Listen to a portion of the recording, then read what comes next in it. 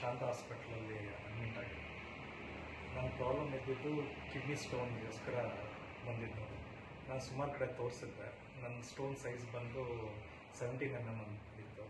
ಹಾಗಾಗಿ ಒಬ್ಬರು ಆಪ್ರೇಷನ್ ಮಾಡಬೇಕು ಅಂತ ಹೇಳಿದ್ರು, ಒಬ್ಬರು ಕೀ ಹೋಲ್ ಮಾಡಿ ಅಲ್ಲಿಂದ ಆಪ್ರೇಷನ್ ಮಾಡಬೇಕು ಅಂತ ಹೇಳಿದ್ರು.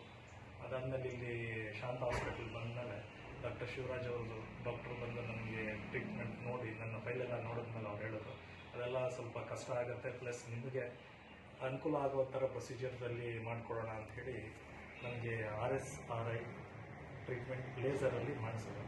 ಫಸ್ಟು ಸ್ಟೆಂಟ್ ಹಾಕಿದರು, ಅದಾದಮೇಲೆ ಈಗ ಆಪ್ರೇಷನ್ ಮಾಡಿದ್ದಾರೆ, ಅಂದರೆ ಲೇಸರ್ ಟ್ರೀಟ್ಮೆಂಟ್ ಕೊಟ್ಟಿದ್ದಾರೆ. ರೇಡಿಯಲ್ ಟ್ರೀಟ್ಮೆಂಟ್ ಆದಮೇಲೆ ಒಂದಿನ ನಿನ್ನೆ ಮಾಡಿಸಿದ್ದೀನಿ. ನಿನ್ನೆ 2 ದಿನದೊಳಗೆ ನಾನು ರಿಕವರಿ ಆಗಿದ್ದೀನಿ. ಆ್ಯಂಡ್ ನಾನು ಇವತ್ತು ಓಡಾಡೋ ಥರ ಇದ್ದೀನಿ, ಏನೂ ಸಮಸ್ಯೆ ಇಲ್ಲ.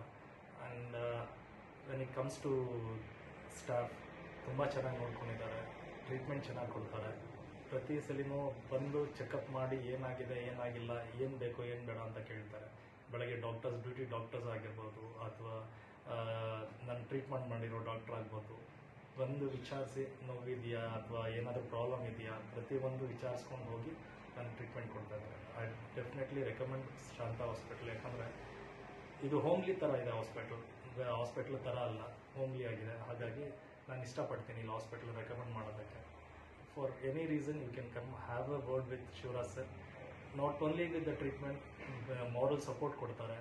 ಆ್ಯಂಡ್ ಫೈನಾನ್ಷಿಯಲ್ ಪ್ರಾಬ್ಲಮ್ ಇದ್ರೂ ಅದಕ್ಕೆ ಸ್ಪಂದಿಸ್ತಾರೆ. ಏನಾಗಿದೆ, ಹೆಂಗಿದೆ, ಏನು ಮಾಡ್ಬೋದು ಎಲ್ಲ ಹೇಳ್ತಾರೆ. ಕಾಸ್ಟ್ಲಿ ಟ್ರೀಟ್ಮೆಂಟ್ ಕೂಡ ಕಮ್ಮಿಯಲ್ಲಿ ಮಾಡಿಕೊಡ್ತಾರೆ. So I recommend Shanta hospital.